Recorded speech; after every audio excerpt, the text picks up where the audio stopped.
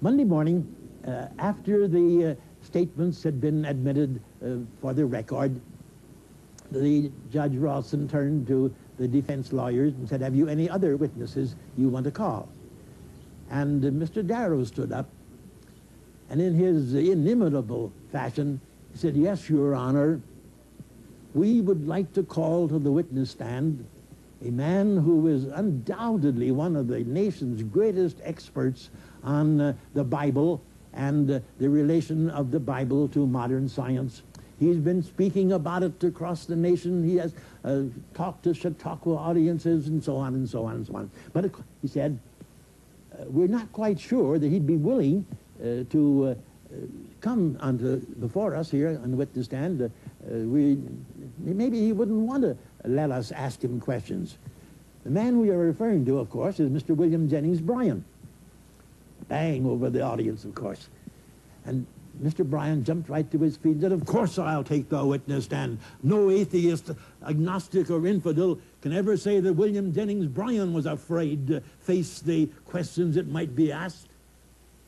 And his associates there at the prosecution lawyer's table did their best to get him down and not let him come, but he insisted. So that afternoon, Mr. Bryan took the witness stand, and Mr. Darrow questioned him. Well, I mustn't take much time here, but among the questions, of course, was the one about the days of creation week. Were those days of 24 hours like our days today, or what were they? And Mr. Bryan responded to that question, "Mr. Darrow, if you knew your Bible the way I know mine, you would know that over in the book of Psalms it says that a day in the sight of the Lord is as 1,000 years, and 1,000 years is a day."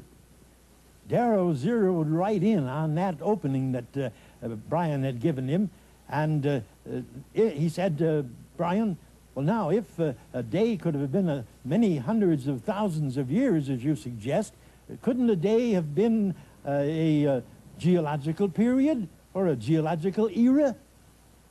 And Bryan really made no intelligible answer, just a grunt to that. Well, Darrow led him on through many questions, including, of course, the expected question about Jonah and the whale. And Bryan correctly said it wasn't a whale, it was a big fish. But eventually they reached what I considered the climax of that confrontation. Darrow referred again to the Garden of Eden story and asked Bryan if he believed that the serpent was condemned to crawl on the ground after he had tempted Eve. And Darrow replied, "Of course I do." "Well," said Mr.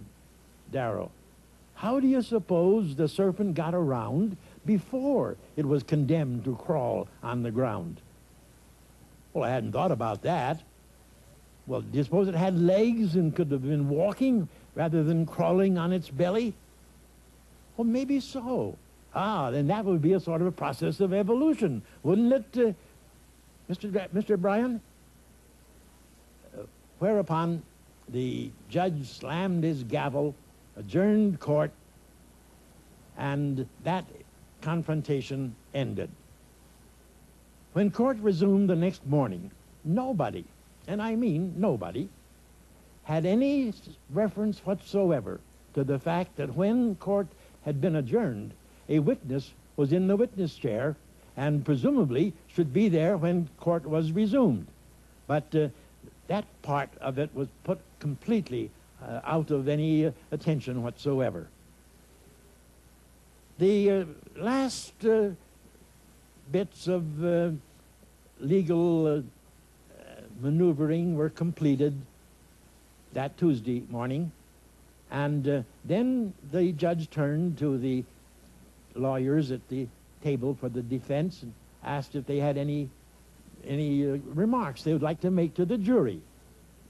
Mr. Darrow stood up and in his inimitable fashion, hooking his thumbs into the galluses, nobody had coats on then, it was July in Tennessee, and addressed the jury. "Gentlemen of the jury, you understand, I'm sure, that we came here to test the constitutionality of a law which we believe violates both the letter and the spirit of the Constitution of the United States.